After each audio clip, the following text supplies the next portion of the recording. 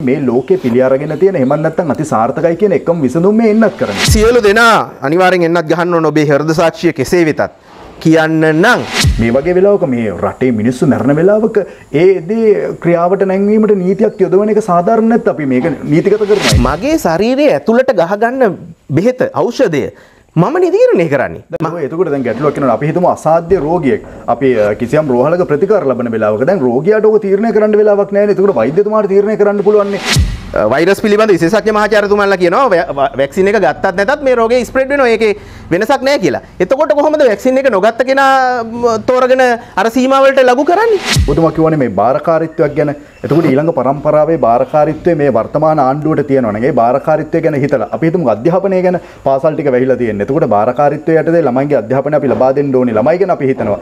ලෝකයේ දැන්ට තියෙන පිළිගත්ම එකම විසඳුම මේ වසංගතයට එන්නත් කරන්නේ. ඒ හරහා එක තැනක තීරණයකට ආවොත් අපි සියලුම පාසල් ශිෂ්‍යයන්ට එහෙම නැත්නම් මේ 30න් උඩ හරි මේ අධ්‍යාපනයේ ලබන අධ්‍යාපන ශේෂ්ත්‍රවල ඉන්න ළමයින්ටත් අපි එන්නත් අනිවාර්ය කරනවා. පොඩ්ඩක්වත් වැරදියට තේරුම් ගන්න එපා. සෞඛ්‍ය මාර්ගෝපදේශ අපි හරියටම පිළිපදින්න ඕනේ. දැන් මම මේ උපටල දක්වන්නේ සෞඛ්‍ය ශේෂ්ත්‍රයේ බලධාරීන් කියපුවා. මොකද මට දැනුමක් නැහැ කියලා. අපි දැක්ක ඊයේ පෙරේදාව රිසර්ච් එකේ කියලා තියෙනවා මේ සමහර එන්නත් වර්ග ගත්තට පස්සේ මරණ ගාන පවා හොම්බෙලා තිනවා. එන්නත් ගත්තයි මැරලා නැහැ මේ වෙනකම්.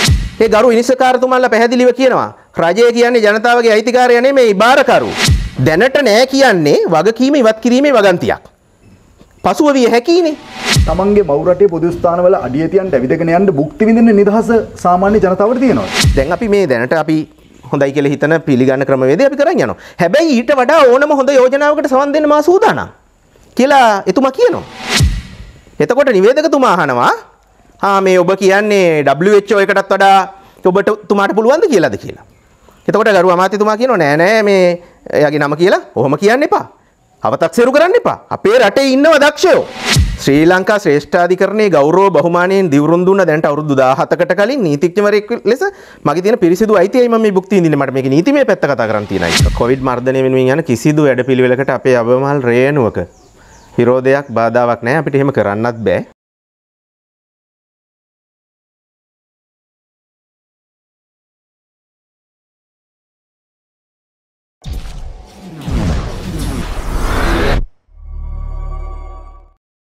ආයිබෝන් ධනුෂ් බොක්ස් බලන හැමෝටම මම ආයිබෝන් කියලා ඔබතුමාව පිළිගන්නවා. ආයිබෝන්. නීතිඥ චතුර උඹගිලිය මහත්මයා ධනුෂ් ලොක් නාලිකාවට ප්‍රථම වතාවට තමයි එතුමා මුණ ගැහෙන්නේ. එතුමත් එක්ක කතා කරන්න බොහෝ වැදගත් කරුණු කාරණා රාශියක් තිබෙනවා. නීතිය පැත්ත පිළිබඳව විතරක් නෙවෙයි එතුමා සමහරක් වෙලාවට තව නොඑක් ශ්‍රේෂ්ඨ පිළිබඳව සාකච්ඡා කරනවා. නොඑක් දේවල් පිළිබඳව දැනුම තියෙනවා. හැබැයි අද අපි එතුමත් එක්ක විශේෂයෙන් සාකච්ඡා කරන්න යන්නේ නීතිමය දෙයක් පිළිබඳව. එහෙමත් නැත්නම් මේ වර්තමාන සමාජයේ ඔබට බොහෝ වෙලාවට තිබෙන ගැටලුවක් වෙන්න පුළුවන් සමාජයේ බොහෝ වෙලාවට තියෙන ගැටලුවක් වෙන්න පුළුවන් මේ වසංගතයත් එක්ක ඇති වෙලා තිබෙන නව නීති පද්ධතියත් එක්ක ඒවට කොහොමද මුහුණ දෙන්නේ ඒ නීතිවල මොන වගේ රාමුවක්ද තිබෙන්නේ මම වහින්වරෝ කියන්න ඕනේ නැහැ නීතිඥතුමනි අපි කෙලින්ම කතාවට බැස්සොත් දැන් වැක්සින් එක එහෙම නැත්නම් මේ එන්නත් කරණය සම්බන්ධව බොහෝ කතන්දර ඇහෙනවා එහෙම නැත්නම් මේ එන්නත් කරන කාඩ් එක නැත්නම් ඉදිරියේදී ඔබට මොන විදිහ නීතිමය ගැටලුද ඇති වෙන්න පුළුවන් මොන විදිය නීතිමය ප්‍රශ්න වලටද ඔබට මුහුණ දෙන්න වෙන්නේ ඒ පිළිබඳව ඔබ දැනගත යුතු නීතිමය පැත්ත කුමක්ද අන්න ඒ කරුණු කාරණා පිළිබඳව තමයි මේ වැඩසටහනේදී සාකච්ඡා කරන්නට බලාපොරොත්තු වෙන්නේ බොහෝ දෙනාගේ ඉල්ලීම මත බොහෝ දෙනා අපෙන් විමසුවා මේ පිළිබඳව සාකච්ඡා කරන්න මේ පිළිබඳව දැනුවත් කරන්න කියලා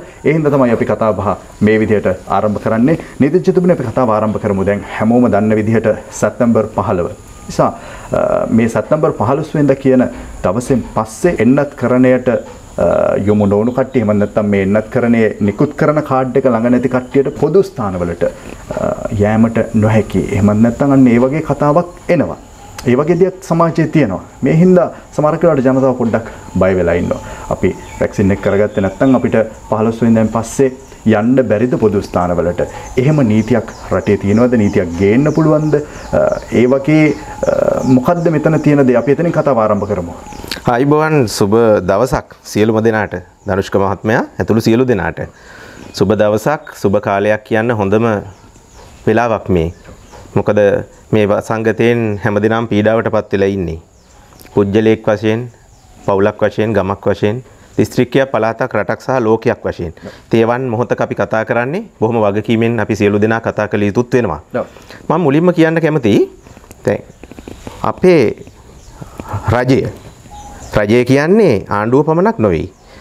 දේශපාලන විද්‍යාව දන්න සියලු දෙනා දන්නවා රජය කියන්නේ ආණ්ඩුව, සිවිල් ජනතාව, සන්නද්ධ හමුදාව, නිශ්චිත භූමි ප්‍රමාණය, ස්වාධිපත්‍ය මේ වගේ ගොඩාක් සංකල්පවල එකතුවක්. ඉතින් රාජ්‍ය යාන්ත්‍රණය මෙහෙවන ආණ්ඩුව විවිධ උත්සාහයන් ගනිමින් ඉන්නවා මේ වසංගතය මැඩලන්න. විවිධ උත්සාහයන් හැකි පමණින් ගනිමින් ඉන්නවා. ඒ වගේම ත්‍රිවිධ හමුදාව, පොලිසිය, සෞඛ්‍යාංශ කිව්වහම වෛද්‍යවරු, මහජන සෞඛ්‍ය පරීක්ෂකවරු, හෙදියෝ ආදී බටහිර වෛද්‍ය ක්‍රමේ සෞඛ්‍යාංශත් අපේ දේශීය හෙළවෙදකම සහ ආයුර්වේද මේ සියලු දෙනා අප්‍රමාණ උත්සාහයක් ගනිමින් ඉන්නවා මේ මොහොතේ අපේ මේ රටක් විදිහට මේ කොහොමද මේ වසංගතයට මුහුණ දෙන්නේ කියන එක. ඒ හැම දෙනාටම අපේ උත්තමාචාරය. ඔබතුමාට මොකක්ද මේ සම්බන්ධව කතා කරන්න තියෙන අයිතිය? මම අද දවසේ කතා කරන්නේ නැහැ කිසිසේත්ම එන්නත ගැන හෝ එන්නතේ හොඳ නරක කතා කරන්නේ නැහැ සහ මට කතා කරන්න බෑ. මම වෛද්‍යවරයෙක් නෙවෙයිනේ. මට කිසිම සුදුසුකමක් නැහැ ඒකේ හොඳ නරක ගුණාගුණ කතා කරන්න. එහෙම කතා කරන්න බෑ. අපි කතා කළ යුතුත් නෑ මේ මොහොතේ. නමුත් කතා කරන එකම දේ මොකද්ද? මම 2004 දෙසැම්බර් 9 වෙනිදා ශ්‍රී ලංකා ප්‍රජාතාන්ත්‍රික සමාජවාදී ජනරජයේ ශ්‍රේෂ්ඨාධිකරණ ඉදිරියේ දිවුරුම් දුන්න.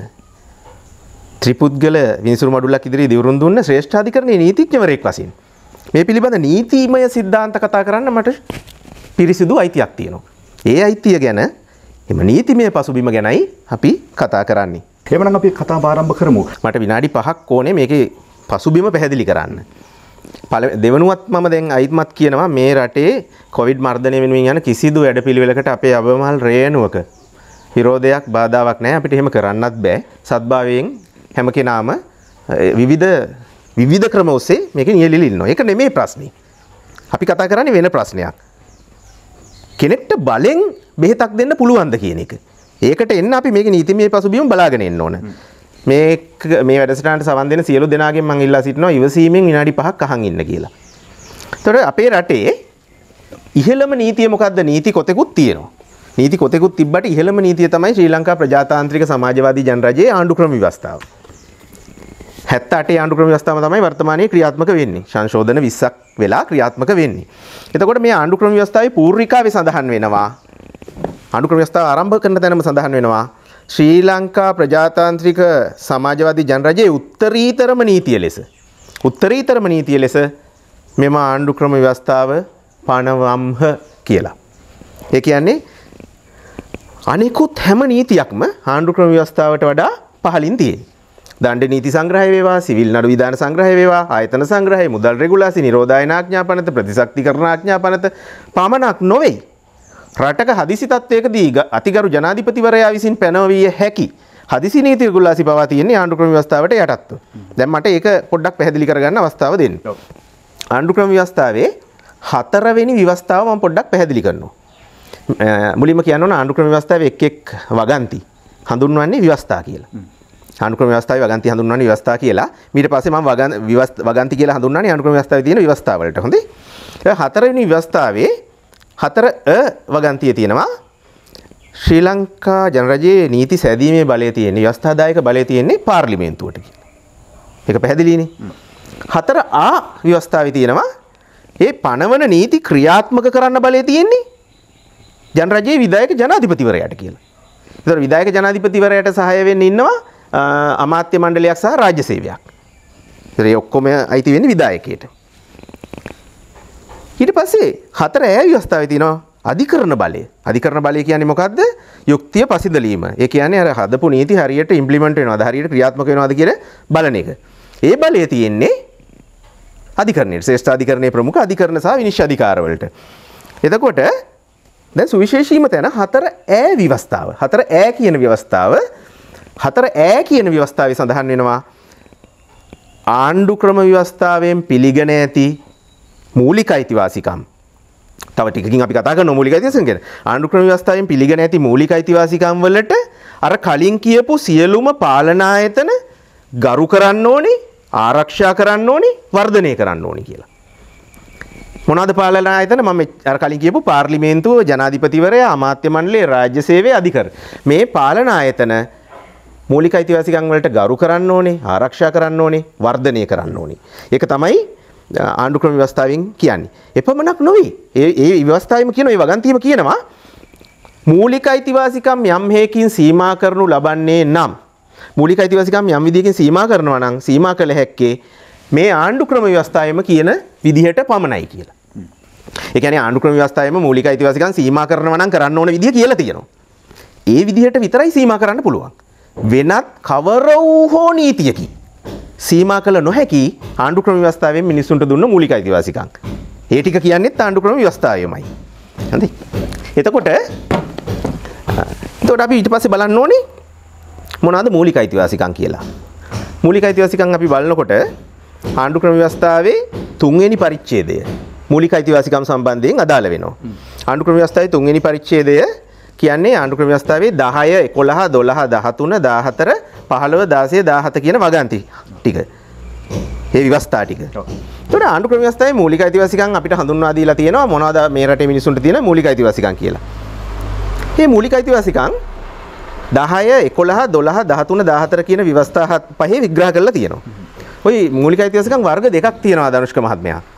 සමහර මූලික අයිතිවාසිකම් තියෙනවා අසීමිත මූලික අයිතිවාසිකම්. සමහර මූලික අයිතිවාසිකම් තියෙනවා සීමිත මූලික අයිතිවාසිකම්.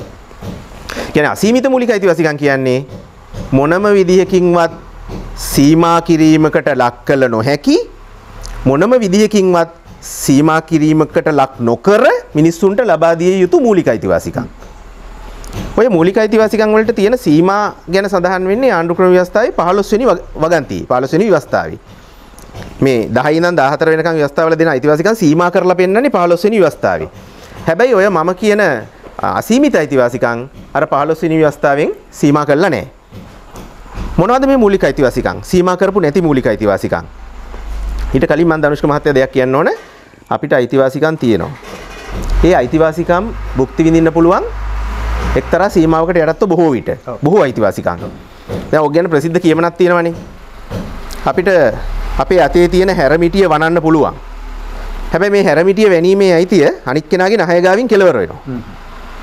ඒ හැරමිටිය වනන්න තියෙන අයිතිය මූලික අයිතිවාසිකම් නම් සීමාව තමයි අනික් කෙනාගේ නහය. මේ දැන් මම උදාහරණයක් කියන්නම්කෝ. මට කතා කිරීමේ නිදහස තියෙනවා. කතා කිරීමේ නිදහස තිබුණට කතා කිරීමේ නිදහසට සීමා තියෙනවා. දැන් මට කතා කරන්න පුළුවන් කියලා මට බෑ රාජ්‍ය ආරක්ෂාවට තර්ජනයක් වෙන්න කතා කරන්න. මට බෑ අධිකරණයට අපහාස වෙන්න කතා කරන්න. මට බෑ වාර්ගික ආගමික සහයෝගීතාවයේ ඛණ්ඩනය වෙන කතා කරන්න. වගේ විවිධ සීමා තියෙනවා. ඔය අයිතිවාසිකම් වලට තියෙනවා සීමා.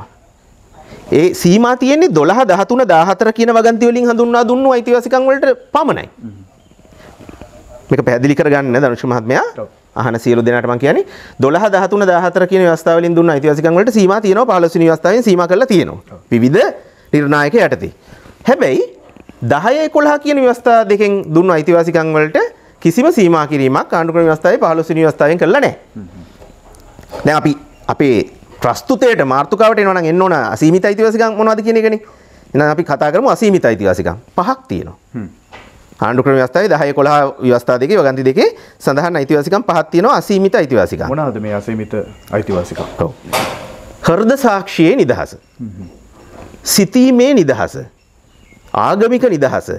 මේ තුනටම ඇතුළත් වෙනවා ඕනෑම විශ්වාසයක් හෝ ලබ්ධියක් දැරීමේ පිළිගැනීමේ වැළඳ ගැනීමේ නිදහස. ඊළඟට ක්‍රූර වද හිංසා වලින් නිදහස. අවමන්සාගත සැලකිලි වලින් නිදහස. හයිත් මං කියන්නම් ඕනෑම විශ්වාසයක් ලබ්ධියක් දැරීමේ නිදහස ඇතුළු සිතීමේ නිදහස, හෘද සාක්ෂියේ නිදහස, ආගමික නිදහස.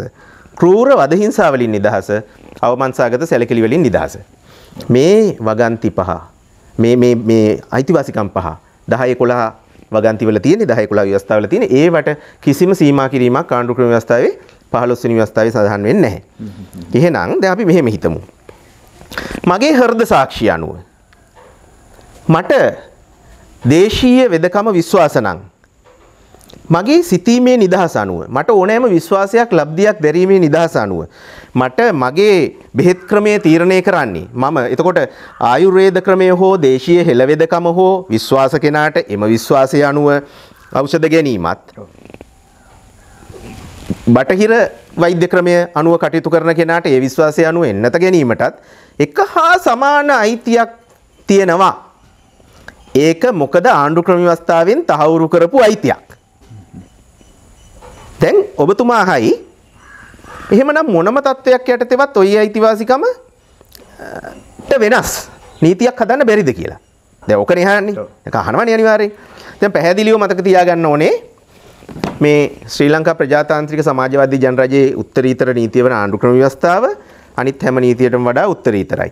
මේකේ එක වගන්තියක් නෙමෙයි. ඉස්පිල්ලක් පාපිල්ලක් වෙනස් කරනවා නම් වෙනස් කරන්න ඕන පාර්ලිමේන්තුවේ 3/2ක බහුතර ඡන්දයෙන් විශේෂ බහුතර ඡන්දයෙන් නොපැමිණි മന്ത്രിවරයන් ද ඇතුළුව 3/2ක ඡන්දකින්. ඒ කියන්නේ පාර්ලිමේන්තුවේ മന്ത്രിවරු 225ක් ඉන්නවා 225න් 3/2ක් කියන්නේ 150ක් 150 දෙනෙක් පක්ෂව ඡන්දි දුන්නොත් විතරයි ආණ්ඩු ක්‍රම ව්‍යවස්ථාවේ එක අල්ප මාත්‍රයක් හරි වෙනස් කරන්න පුළුවන් වෙන්නේ. 149 දෙනෙක් ඡන්දි දුන්නොත් කතානායකතුමාට තීරක ඡන්දි තියෙනවා. කොහොම හරි 150ක් ඕනේ. එතකොට හැබැයි මේ ආණ්ඩු ක්‍රම ව්‍යවස්ථාවේ හැම වගන්තියක්ම වැදගත් වන අතරේ අති විශේෂ වැදගත් වගන්ති අතරිනුත් මේක ඔක්කොම වැදගත්. ඒවා අතරිනුත් වැදගත් වගන්ති. යම් ප්‍රමාණයක් හඳුන්වා දෙනවා ආණ්ඩු ක්‍රම ව්‍යවස්ථාවේ 83 වෙනි ව්‍යවස්ථාවෙන්. 83 වෙනි ව්‍යවස්ථාවේ කියනවා අතිශය වැදගත් වගන්ති ටිකක්. මේක ඔක්කොම වැදගත්. අතිශය වැදගත් වගන්ති ටිකක් කියනවා. ඒවා වෙනස් කරනවා නම් පාර්ලිමේන්තුවේ 3/2 විශේෂ බහුතර ඡන්දය පමණක් ප්‍රමාණවත් නැහැ. ඒවට මොනවද අවශ්‍ය වෙන්නේ? පාර්ලිමේන්තුවේ 3/2 ඡන්දය අරන් කතානායකතුමා සහතිකය අත්සන් කරාට පස්සේ නීතිය බවට අනිත් සියලුම පනත්පත් වෙනවා. නමුත් මෙතෙන්දී ජනාධිපතිවරයා විසින් එම පනත් කෙටුම්පත ජනතාවට ඉදිරිපත් කළා ජනතාවගේ කැමැත්ත ලබා ගත යුතුයි ජනමත විචාරණයකින්. එතකොට ජනමත විචාරණ අත්දැකීම අපිට 1982 විතරයි තියෙන්නේ ලංකා ඉතිහාසයේ ඒක ජනමත විචාරණයේ තිබිලා තියෙන්නේ. 2000 අවුරුද්දේ චන්ද්‍රිකා මැතිනිය ජනමත විචාරණයක් කැඳවලත් අයින් කරගත්තා. ඒක වෙනම කතා. එතකොට ජනමත විචාරණයකදී ජනතාවත් අනුමත කරොත් ජනාධිපතිවරයා ඒ බව සහතිකයේ සටහන් කරාම තමයි එවන් වගන්ති වෙනස් කළ හැක්කේ එවන් වගන්ති වලට කරන සංශෝධන නීති බවට පත් වෙන්නේ. මොනවද මේ වගන්ති ටික? ආණ්ඩු ක්‍රම ව්‍යවස්ථාවේ 83 වෙනි ව්‍යවස්ථාවේ කියනවා 1 2 3. ඒ කියන්නේ මේ ආණ්ඩු ක්‍රම ව්‍යවස්ථාවේ තියෙන 1 2 3 6 7 8 9 10 11 32 62 කියන ව්‍යවස්ථා ටික වෙනස් කරනවා නම් ඔන්න ඔය කියන මේ අවශ්‍යතාවය තියෙනවා. එහෙමනම් දැන් ඔය අතිශය සුවිශේෂී 83 ව්‍යවස්ථාවෙන් රැකපු වගන්ති ඇතුලේ තමයි තියෙන්නේ මේ 10 වෙනි ව්‍යවස්ථාව. ඒ කියන්නේ හෘද සාක්ෂියේ නිදහස ගැන, සිතීමේ නිදහස ගැන, විශ්වාසයක් ලබ්ධියක් දැරීමේ නිදහස ගැන කියවෙන 10 වෙනි ව්‍යවස්ථාව තියෙන්නේ 83 වෙනි වගන්තියෙන් ආරක්ෂා කළා. 83 වෙනි ව්‍යවස්ථාවෙන් ආරක්ෂා කළා. එහෙනම් සියලු දෙනා අනිවාර්යෙන් එන්නත් ගහන්න ඕන ඔබේ හෘද සාක්ෂිය කෙසේ වෙතත් කියන්න නම් පාර්ලිමේන්තුවේ 3/2ක විශේෂ බහුතර ඡන්දයයි ජනමත විචාරණයයි අවශ්‍ය වෙනවා. එසේ නොමැතිව එවන් නීතියක් පැනවන්න කිසිදු නීතිමය ප්‍රතිපාදනයක් නැහැ. බලහත්කාරයෙන් යමක් කරන්න කියන්න මම නැවත වතාවක් කියනවා මේ රටේ යන කිසිදු වැඩපිළිවෙලකට විරුද්ධව නෙමෙයි අපි කතා කරන්නේ. අපිට එහෙම කතා කරන්න අයිතියකුත් නැහැ, දැනුමකුත් නැහැ. එන්නත ගැන කතා කරන්න මට බෑනේ. මට දැනුමක් නැහැනේ. හැබැයි මට මගේ හෘද සාක්ෂිය ගැන කතා කරන්න පුළුවන්. දැන් අනිත් එක දැන් එතන උත්තේහාට ගියාට පස්සේ ලෝය දැන් මේ නිරෝධායන නීතියක් යටතේ එහෙම නැත්නම් මේ තියෙන තත්ත්වයට යටතේ හදිසි නීතියක් හරි නිරෝධායන නීතියක් යටතේ හරි ඒ වගේ තීරණයක් ගන්න බැරිද? මේ මිනිස්සු ගැන හිතලා ඒ වගේ තීරණයක් ගන්න බැරිද? හොඳයි, බොහොම හොඳයි. අපි ඔකට කතා කරමු. බොහොම හොඳ ප්‍රවේශයක් ඔබතුමා ගත්තේ. දැන් මම නීතියෙන් ඊටාම පැහැදිලිව පෙන්නුවා. එවන් නීතියක් ගේනවා නම් තියෙන නීතිමය ප්‍රතිපාදනය මොකක්ද කියලා. පාර්ලිමේන්තුවේ විශේෂ බහුතර ඡන්දය සහ ජනමත විචාරණය. එතකොට ප්‍රායෝගික සිහි බුද්ධිය තියෙන ඕන මිනිස්සෙක්ට තේරෙන මේ මිනිස්සු මෙච්චර මැරෙන වෙලේ මෙච්චර ප්‍රශ්නයක් තියෙන වෙලේ ජනමත විචාරණතිය තියෙන්න පුළුවන්ද කියන එක ප්‍රායෝගික ප්‍රශ්නයක්නේ. මේ ලෝකේ පිළි අරගෙන තියෙන එහෙම නැත්නම් අති සාර්ථකයි කියන එකම විසඳුම මේ එන්නත් කරන්නේ. එහෙම කියනවනේ. එහෙම කියනවනම් මේ එන්නත් කරන්නේ නම් මේකට තියෙන සාර්ථකම විසඳුම මේ වගේ වෙලාවක මේ රටේ මිනිස්සු මැරෙන වෙලාවක ඒ දේ ක්‍රියාවට නැංවීමට නීතියක් යොදවන එක සාධාරණ නැත්නම් අපි මේක නීතිගත කරනවා. මේ එන්නත අනිවාර්යයි. එහෙම දෙයක් කරන්න බැරිද ඒ ගැන හිතලා? හේතු කීපයක් හින්දා බෑනේ. එකක් තමයි දැන් මම ඉතාම පැහැදිලිව කිව්වා. ඊට පස්සේ අපි බලන්න එපා මේක සාර්ථකයි කියන්නේ කවුද කියන එකේත් ප්‍රශ්නයක් තියෙනවා. ඒක ගැන මම කතා කරන්නේ නැහැ. මට අයිතියකුත් නැහැ කතා කරන්න. මම මේ වෛද්‍යවරයෙකුත් නෙමෙයි. මට ඔකට සුදුසුකමුත් නැහැ. හැබැයි විචාර බුද්ධිය ඩිලීට් වෙන්නේ නැහැ නේ මිනිස්සුන්ගේ. අපේ සිතීමේ නිදහස ඩිලීට් වෙන්නේ නැහැනේ. මිනිස්සු උනාම එක්තරා බුද්ධියක් තියෙනවා විවිධ විදිහට හිතන්න. ඒ Tamanට හිතන්නේ යම් සාධක තියෙන්නත් ඕනේ. එතකොට දැන් නීතිය අනුව මම පැහැදිලි කරා නීතිමය ප්‍රතිපාදනය. දැන් මම මෙතනින් එහා කතා කරන්නේ ඔය කියන නීති ක්‍රියාත්මක කරන්න මිනිස්සු ජීවත් වෙලා ඉන්න එපයි. ඕකනේ තර්කේ. ඒකට මම උත්තරයක් දුන්නේ නැත්තම් මම මේ එක පැත්තක කතාවක් කරනවා වෙනවනේ. ඒක අතාර්කික වෙනවනේ. එතකොට නීතිය අනුව බෑ. ඊටාම් පැහැදිලි. අපි නීතිය පොඩ්ඩක් පැත්තකින් තියමු. පැත්තකින් තියන්න බෑ හොඳේ. ආණ්ඩුක්‍රම ව්‍යවස්ථාව පැත්තකින් තිබ්බ හින්දා තමයි මේ ගොඩක් රටවල් වලට හෙන ගහලා තියෙන්නේ. මේක ගැන වෙනම අපි වැඩසටහන් මාලාවක් කරමු නීති ගැන. ආණ්ඩුක්‍රම ව්‍යවස්ථාව පැත්තකින් තියන්න බෑ. බැරි වුණාට පොඩ්ඩකට මේ ඉස්සෙල්ලා ජීවත් වෙලා ඉන්න එපේ. එහෙනම් අපි පොඩ්ඩක් නීතිය පැත්තකින් තියලා බලමු. එහෙමනම් එන්නත නොගත් අයට පොදු ස්ථානවලට එන්න නොදෙන එක සාධාරණයි.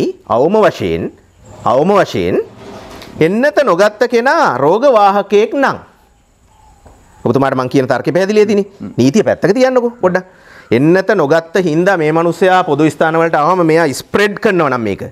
ඒ කියන්නේ මෙයා වාහකයෙක් ලෙස කටයුතු කරනවා නම් ඔය කියන ඔබතුමා අහපු තර්කානුකූල යුක්තිසහගත මේ අර්බුදයෙන් මිදෙන්න ඒක කළ යුතුයි කියන මේ තර්කානුකූල ප්‍රවේශයක් හරි තියෙනවනේ.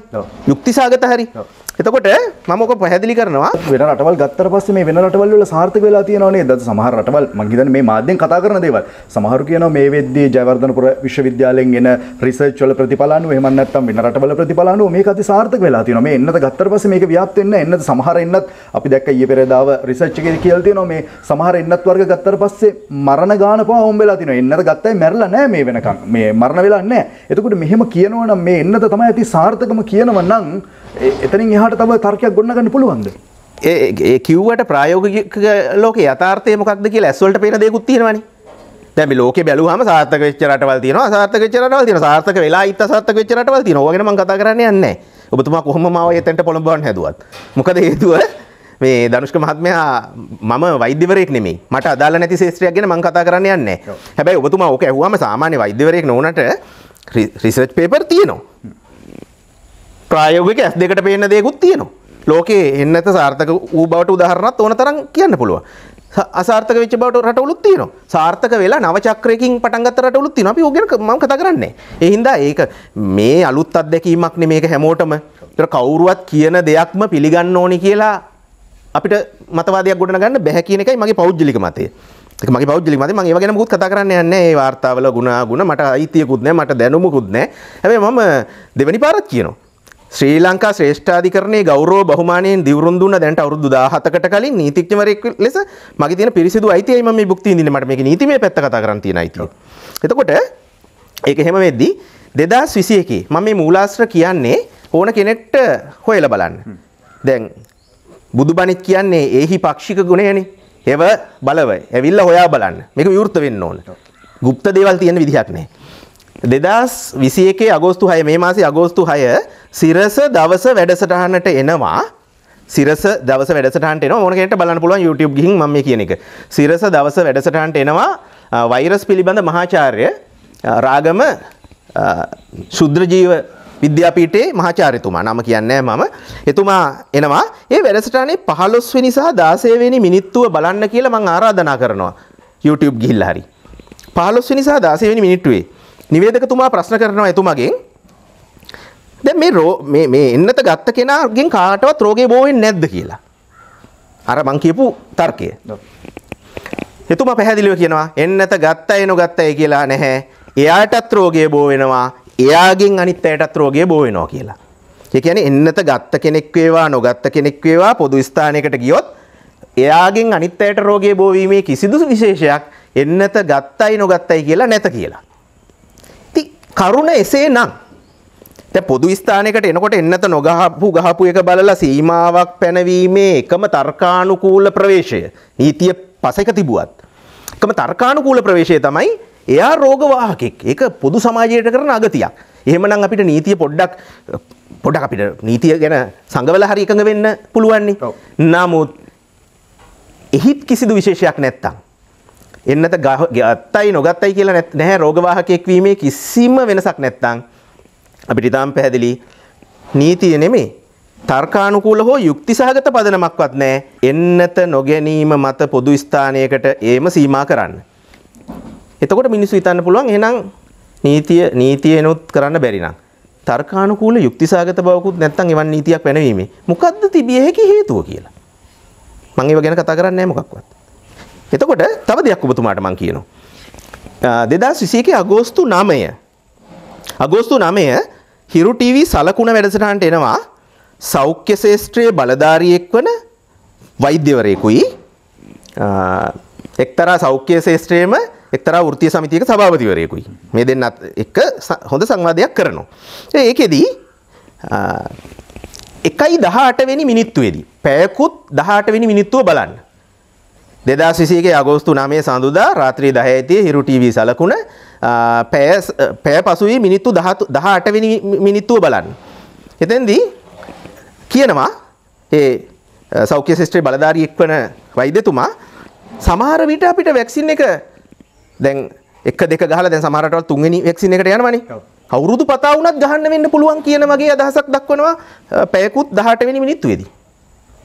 එතකොට ගහලා පුරුද්දක් කරගෙන අවුරුද්ද ගානේ ගහගන්න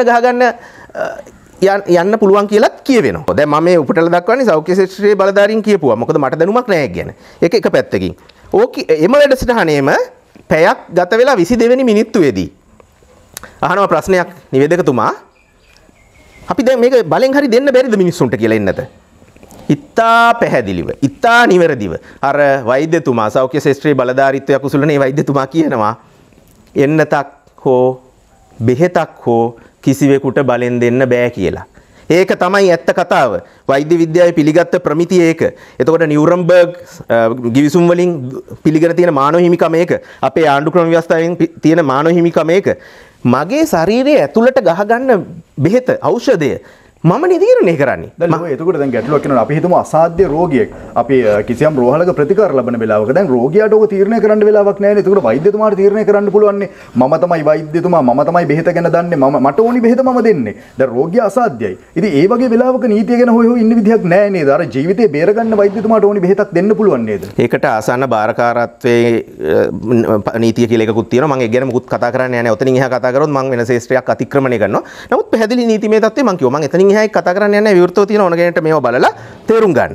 එතකොට එම වැඩසටහනේම දැන් ගරු වෛද්‍යතුමා කියනවා ඉතා නිවැරදිව කියනවා. ගරු වෛද්‍යතුමා මේක මේ බලෙන් දෙන්න බෑ එන්නතක් කියන එක. පැහැදිලිව කියනවා. පැය පසුවී 22 වෙනි මිනිත්තුව බලන්න. හිරු ටීවී සලකුණ 2021 අගෝස්තු 9 සඳුදා රෑ 10:30. හරි.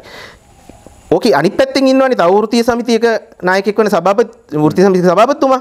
එතුමාට ඕක පොඩ්ඩක් මදි වෙනවා. එතුමා කියනවා පැය පසුවී 24 වෙනි මිනිත්තුවේදී කියනවා අර වෛද්‍යතුමාගේ එකටම ඊළඟට කියනවා එහෙම කිව්වට මම කියන්න ඕනේ නිරෝධායන ආඥාපනත යටතේයි ප්‍රතිශක්තිකරණ ආඥාපනත යටතේයි මේ යම් බලපෑමක් මිනිසුන්ට කරන්න පුළුවන් කියලා. මේ ජනතාවට දැනුවත් වෙන්න මං කියන්නේ කියලා එතුමා කියනවා. එහෙම බලපෑමක් කරන්න පුළුවන් දැත්තරම නීතිය පැත්තෙන් එහෙම බලපෑමක් කරන්න ඉඩක් තියනවද? එහෙම දෙයක් කරන්න පුළුවන් කොහොමවත්ම බෑ. ඒක තමයි මම කියන්නේ. එතුමාට ගරු කරනවා මම. මොකද එතුමා අප්‍රමාණ සේවයක්. මේ උතුමන්ලා කරන කිසිදු සේවයකට අප්‍රමාණ අගතියක් මේ නොවේවා. සුළු හෝ අගතියක් නොවේවා. මේ පැහැදිලිව අප්‍රමාණ ලෙස අගය කරනවා ඒ අය කරන සේවය. කියන්නේ මේ ආණ්ඩුව මේ වෙලෙදාරන උත්සාහය, එතකොට සෞඛ්‍යාංශ, ත්‍රිවිධ හමුදාව, පොලිසිය සෞඛ්‍යාංශ කිව්වහම බටහිර ක්‍රමයට ඉන්න සෞඛ්‍යාංශ සහ දේශීය ක්‍රමයට ඉන්න සෞඛ්‍යාංශ සියලු අය ඒ හැම කෙනාගේම මේ උත්සාහයට ගරු කරමින් නමුත් අර ඒ කියපු මහත්තයා නීතිඥයෙක් නෙවෙයිනේ. නිරෝධායන ආඥාපනත ප්‍රතිශක්තිකරණ ආඥාපනත ඔක්කොම තියෙන්නේ ආණ්ඩු ක්‍රම ව්‍යවස්ථාවට යටින්. හරි. හැබැයි සමහර විශේෂ නීති තියෙනවා සාමාන්‍ය නීතිය අභිබවන්න පුළුවන්. නිරෝධායන ආඥාපනත ප්‍රතිශක්තිකරණ ආඥාපනතත් එවන් විශේෂ නීතියක්. රටේ තියෙන සාමාන්‍ය නීතිය අභිබවන්න පුළුවන්. දණ්ඩනීය සංග්‍රහය ඇතුළු අනිත් නීති අභිබවන්න පුළුවන්. තව උදාහරණයක් කියන්න තොරතුරු දෙන ගැනීමේ පනත ගමු 2016 සම්මත වෙච්ච තොරතුරු පනතෙන් ආයතන සංග්‍රහය අනිත් මුදල් රෙගුලාසි අනිකුත් නීති ඔක්කොම අභිබවා යනවා. හැබැයි ආණ්ඩු ක්‍රම ව්‍යවස්ථාව අභිබවන්න බෑ. මොනම පනතකටවත් බෑ. කොටින්ම මම මෙහෙම කියන්නම්කෝ. මේ ආණ්ඩු ක්‍රම ව්‍යවස්ථාවේ 155 දෙක ව්‍යවස්ථාවේ තියෙනවා රටේ හදිසි තත්ත්වයක් ආවොත් ජනාධිපතිතුමාට පුළුවන් හදිසි නීතිය පනවන්න. මහා ජන ආරක්ෂාව යටතේ. එතකොට අතිගරු ජනාධිපතිතුමා විසින් පනවන ලබන හදිසි නීතියෙන්වත් ආණ්ඩු ක්‍රම ව්‍යවස්ථාව යටපත් කරන්න බෑ කියලා ආණ්ඩු ක්‍රම ව්‍යවස්ථාවේ 155 දෙක ව්‍යවස්ථාවේ තියෙනවා. ඕන කෙනෙක්ට බලන්න පුළුවන්. ආණ්ඩු ක්‍රම ව්‍යවස්ථාවේ 155 දෙක ව්‍යවස්ථාවේ තියෙනවා. අතිගරු ජනාධිපතිතුමාට රටේ හදිසියක් වෙලා පනවන හදිසි නීතියෙන්වත් ආණ්ඩුක්‍රම ව්‍යවස්ථාව යටපත් කරන්න බෑ අනිත් ඕනම නීතියක් යටපත් කරන්න පුළුවන් කියලා. ඒකට තත්ත්වය පැහැදිලිනේ. ඒ කතා කරපු වෘත්තීය සමිති නායකතුමා ලොකු සේවයක් මේ රට වෙනුවෙන් කරන උතුමන් නමුත් ඒගොල්ලෝ එතුමා නීතිඥයෙක් නෙවෙයිනේ.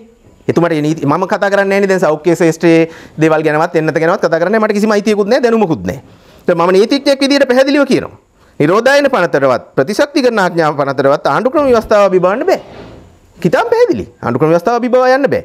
දැන් මම අර කී හිටියේ. එතකොට නීතිය පැත්තෙන් බැලුවත් එහෙම කරන එක නීතියට එකඟ නැහැ. යුක්තිය පැත්තෙන් බැලුවත් එකඟ වෙන්න කිසිදු හේතුවක් අපිට පේන්න නැහැ. එතකොට යුක්තිය පැත්තෙනුත් එහෙම හේතුවක් පේන්න නැත්තම් නීතිය පැත්තෙනුත් එහෙම දෙයක් අපිට තහවුරු වෙන්නේ නැත්තම් මම හිතන්නේ මෙහෙම දැන් මම දකින්න දේ අපි ගත්තොත් දැන් මම පෞද්ගලිකව ගත්තොත් දේශීය ක්‍රමයට තියෙන ආහාර පාන ඖෂධ වලින් සැලකිය යුතු ප්‍රතිශක්තියක් මා තුළ ඇති වෙනවා කියලා සත්භාවී විශ්වාසයක් මට තියෙනවා. මට මේ විශ්වාසය දරන්නත් ඒ අනුව කටයුතු කරන්නත් තියෙන අයිතියට කිසිම බාධාවක් නැහැ. ඒකෙන් කාටවත් කරදරයක් නැහැනේ. ඒක මගේ ක්‍රමයේ තීරණය කරන්නේ මම. ඒ සරල දෙයි කියන්නේ. ඒ ඇරෙන්න වෙන කිසිම දෙයක් නෙමෙයි. රටට දැයට අඩු ගානේ විපතක් වෙන දෙයක් ඒක තුල තිබුණා නම් මම මේ නීතිමය පැත්තවත් මෙතන ඇවිල්ලා පැහැදිලි කරන්නේ නැත. මෙච්චර වසංගතයක් මෙච්චර ප්‍රශ්නයක් තියෙන වෙලේ ඔබතුමා මේ ආණ්ඩුක්‍රම ව්‍යවස්ථාව අරගෙන ඇවිල්ලා මේ නීතිමය පැත්ත මැදිහත් කරලා මේ මොකද්ද මේ කියන කතාව? එහෙමනම් මිනිස්සුන්ට මොකද්ද මේ මෙතන තියෙන විසඳුම මොකද්ද? ඉතින් විසඳුම ඊටාම පැහැදිලි. කැමති කෙනෙක් මේ එන්නත් ක්‍රියාවලිය යටතේ එන්නත ලබා ගන්න ඕනේ කියලා හිතන එක කිසි ගැටලුවක් නැහැ. මම කියන්නේ තමන්ට එන්නත එපා. තමන් මේ දේශීය ආයුර්වේද හෝ හෙළවෙද කමේ ක්‍රමයකට හෝ තමන්ට ආරක්ෂාව සලස ගන්න අය, ඒක ගැන විශ්වාස අය, මේක ගැන යම් කුකුසක් විචිකිච්ඡාවක් පහල කරන අය. මොකද ඔය එන්නත් පිළිබඳ විශේෂඥවරුම කියනවා අවුරුදු ගාණක් යන්න ඕනේ එන්නතක තහවුරුවක් වෙන මේක මේ හදිසි තත්යකට නිර්මාණය කරගත්ත දෙයක්. ඒතර අනාගතයේ විය හැකි යම් දෙයක් ගැන යම් කෙනෙක්ට යම් විශ්වාසයක් දරන්න තියෙන අයිතිය ඒ මනුස්සයාට ඒ අයිතිය භුක්ති විඳින්න දෙන්න ඕන තියෙන අයිතිය විතරයි මම කියන්නේ. මම ඔකට හොඳ කතාවක් කියනවා. වැඩි ඈත නෙමෙයි මේ සඳුදා. අගෝස්තු 23 වෙනි සඳුදා හිරු ටීවී සලකුණ වැඩසටහනට එනවා වර්තමාන සෞඛ්‍ය ගරු අමාත්‍ය තුමා. එතුමා මේ වැඩසටහනේ බලන්න හැම කෙනාම පුළුවන් නම් මම මේ කියන කතාව පැය පසු වී 30 වෙනි මිනිත්තුව සහ 31 වෙනි මිනිත්තුව. ඊළඟට පැය පසු වී 34 වෙනි මිනිත්තුව සහ 35 වෙනි මිනිත්තුව. පැය පසු වී 30 වෙනි මිනිත්තුවයි 31 වෙනි මිනිත්තුවයි හොඳට බලන්න. පැය පසු වී 34 සහ 35 වෙනි මිනිත්තුව. ඒකේ ගරු අමාත්‍යවරයා කියනවා දැන් අපි දැනට හිතනවා එන්නත් කරන වැඩ පිළිවෙල තමයි අපිට තියෙන හොඳ ක්‍රමය කියලා. දැන් 100%කට කිට්ටු වෙන්නම පළවෙනි ඩෝස් එක දීලා ඉවරයි 30න් වැඩි අයගේ. දෙවෙනි ඩෝස් එකත් 45%ක් ඉවරයි. සැප්තැම්බර් මැද වෙනකොට 75%ක් විතර ඉවර වෙනවා. දැන් අපි මේ දැනට අපි හොඳයි කියලා හිතන පිළිගන්න ක්‍රමවේදය අපි කරන් යනවා. හැබැයි ඊට වඩා ඕනම හොඳ යෝජනාවකට සවන් දෙන්න මා සූදානම් කියලා එතුමා කියනවා. එතකොට නිවේදකතුමා අහනවා මේ ඔබ කියන්නේ WHO එකටත් වඩා ඔබට තුමාට පුළුවන්ද කියලාද කියලා. එතකොට ගරු අමාත්‍යතුමා කියනවා නෑ මේ එයාගේ නම කියලා ඔහොම කියන්න එපා. අව탁සිරු කරන්න එපා. අපේ රටේ ඉන්නව දක්ෂයෝ. එතනින් පෝස්ට් කරන්න. ඔබතුමා මාධ්‍යයේදී මම මාධ්‍ය ගැන දන්නේ නැහැ. නමුත් පෝස්ට් කරන්න. එහෙම කියන්න එපා. හිස්තැනක් එයාගේ නම. එහෙම කියන්න එපා. අපේ රටේ ඉන්නව දක්ෂයෝ අව탁සිරු කරන්න එපා. මෙන්න වතන. මෙන්න වචනේ. අපේ උත්තමාචාර්යතුමාට ඒ වචනෙට ඉන්නවා මේ රටේ දක්ෂයෝ. මේ රටේ දක්ෂයෝ හිටපු හින්දා තමයි නිවේදකතුමෙක්ගේ තුලින් හරි මේ වෙන ලෝකේ දෙයක් හොඳයි අපේ රට පල්ලෙහා කියලා හීනමානයක් නම් තියෙන්නේ මේ රටේ. හීනමාන මානසිකත්වයකින් අපිට කිසි දෙයක් ජය ගන්න වෙන්නේ නැහැ. මුළු ලෝකෙම ජය ගන්න පුළුවන් ශක්තියක් තියෙන જાතියක් මේ. ඉතිහාසයේ ඉඳන්ම විකෘති කරානේ මට එක විනාඩියක් කියන්න දෙන්න අතෙන්ට සම්බන්ධ කරලා. විජේගෙන් මේ රට පැවතෙනවා කියලා තමයි අපිට පොඩි කාලේ සමාජ අධ්‍යයනයට එහෙම ඉගෙනුවේ.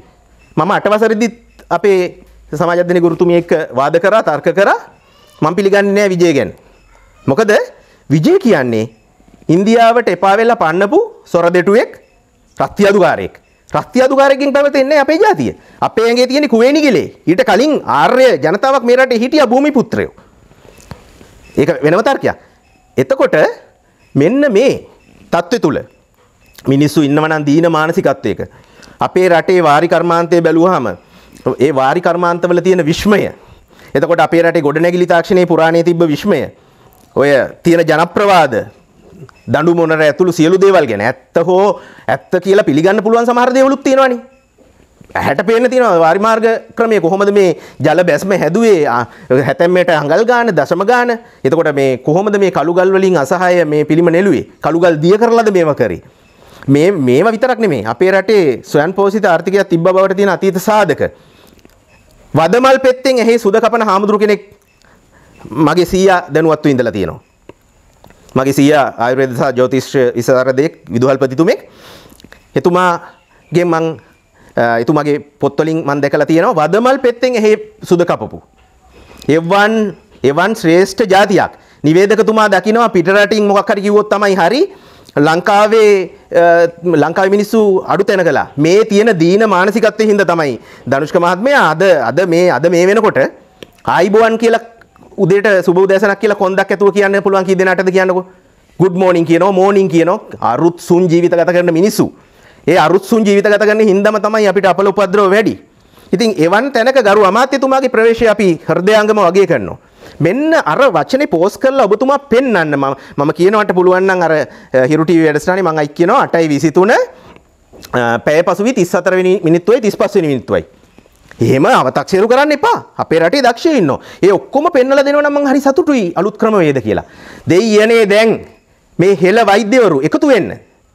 ආයුර්වේද වෛද්‍යවරු එකතු වෙලා ගරු ඇමතිතුමා කියපු අර වචනය ඒ අවස්ථාව දුන්න ඉඩ ප්‍රස්තාව ප්‍රයෝජනට අරන් අපි ඔක්කොම යන්.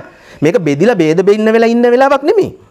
අපිට හොඳටම තේරෙනවා මට ප්‍රත්‍යක්ෂයි දේශීය හෙළවෙදකමෙන් ආයුර්වේදයෙන් හොඳ වෙච්ච ඕනතරම් උදාහරණ. බටහිර වෛද්‍ය ක්‍රමෙත් මේකට උත්තරයක් තමයි. මේ උත්තර ඔක්කොම ගලපමු. ඇයි එක උත්තරයක් ගන්න කියලා අනිත් ඔක්කොටම බල කරන්නේ? දැන් අනිත් එක කොච්චර දැන් හිතනවා ආයුර්වේද වෛද්‍යවරයාටත් මේ එන්නත ගහගන්න කිව්වොත් බටහිර ක්‍රමයේ තියෙන විසඳුම ආයුර්වේද වෛද්‍යවරයාව පවා යටපත් කරන තැනකටපත් වෙනවා නම් මම නැවත කියනවා එන්නත ගැන මම කිසිම දෙයක් දන්නෙත් නැහැ කියන්න දන්නෙත් නැහැ ඒකට විරුද්ධත් නැහැ. ඒක නෙමෙයි මම කියන්නේ. මිනිසුන්ගේ හෘද සාක්ෂියටයි විශ්වාසයට ඉඩ දෙන්න. මේ ව්‍යසනය තුලින්ම රටක් වශයෙන් අපිට ගොඩ එන්න පුළුවන් මම කියන්නේ. මේකට නිවැරදි ප්‍රතිකර්ම මේ රටේ මේ ඉවත දාන දඬුවමවත් පැලවෙන මේ රටේ භූමිය තුලින් හොයාගන්න පුළුවන්. ඒකයි මම කියන්නේ. මිනිස්සු නිතර දෙවේලේ අහන ප්‍රශ්නයක් එමන් නැත්නම් සමාජයේ තියෙන ප්‍රශ්නයක් මේ වෙද්දී. උදාහරණයක් විදිහට දැන් මම විශ්වාස කරන්නේ දේශීය දේ නේ. ඔබතුමා දේශීය දේ ගැන කතා කරපු හින්දා ඔබතුමා කතා කරපු කිව්ව හින්දා මේ වෙනකම් පැන්ඩෝල් පෙත්තක්වත් බටහිර වෙදකමේ කිසිම බෙහෙත් පෙත්තක් බීලා නැති කෙනෙක් ඉන්නව වෙන්න පුළුවන්. එයා ගන්නේ දේශීය දේවල් විතරයි. එයා විශ්වාස කරන්නේ දේශීය වෙදකම ගැන විතරයි. එතකොට නීතියක් ගේනවා. එහෙම නැත්නම් බල කරනවා. එන්නතක් බටහිරින් එන්නතක් ගහ ගන්න ඕනි කියලා. එයාට මොකද්ද නීතිය පැත්තෙන් තියෙන පිහිට? එයාට යන්න පුළුවන්ද නීතිය ගාවට යන්න පුළුවන්ද? නීතියෙන් පිහිටක් තියෙනවද? ඔබතුමා නීතිඥවරයෙක් හිට මම මේ නීතිය පැත්ත ගැන අහන්නේ. ඒ පිහිට තමයි මම මෙච්චර වෙලා කිව්වේ නීතිමය ප්‍රතිපාදනනේ. එතකොට අනුක්‍රම ව්‍යවස්ථාවේ 17 වෙනි වගන්තිය 17 වෙනි ව්‍යවස්ථාවේ තියෙනවා මූලික අයිතිවාසිකම් කඩ වුණාම හෝ කඩ වෙන්න අත්‍යාසන්න වූ විට ගත හැකි පියවර. හිතා පැහැදිලිව තියෙනවා. ඒක ගැන උනන්දුවක් දක්වන අයට අනුක්‍රම ව්‍යවස්ථාවේ 17 වෙනි ව්‍යවස්ථාව බලන්න පුළුවන්. හොඳේ? 17 වෙනි ව්‍යවස්ථාව බලන්න පුළුවන්. ඒකේ තියෙනවා ඊටාම් පැහැදිලිව මොකක්ද ගත හැකි ප්‍රතිකර්මය කියලා. ආණ්ඩු ක්‍රම ව්‍යවස්ථාවේ 17 වෙනි ව්‍යවස්ථාව 17 වෙනි වගන්තිය. හැබැයි මම මෙතන මෙහෙම දෙයක් කියනවා. මේ මූලික අයිතිවාසිකම් වල මූලය වර්තමාන මූලය යනවා 1945 ඔක්තෝබර් 24ට. විනාඩියක් කියන්න දෙන්න. මොකද ඒ පදනම වැදගත්. ඇත්තටම මූලය ඕක නෙමෙයි. අපි මේ තියෙන්නේ බටහිරට ගැටි මානසිකත්වයක්නේ. ඇත්තටම කවුද මූලික අයිතිවාසිකම් මේ ලෝකයට දේශනා කර උත්තමයෝ? ගෞතම බුදුරජාණන් වහන්සේ තමයි අංක 1ට මූලික අයිතිවාසිකම් වල හොඳම මූලාශ්‍ර තියෙන්නේ බුදුදහමේ.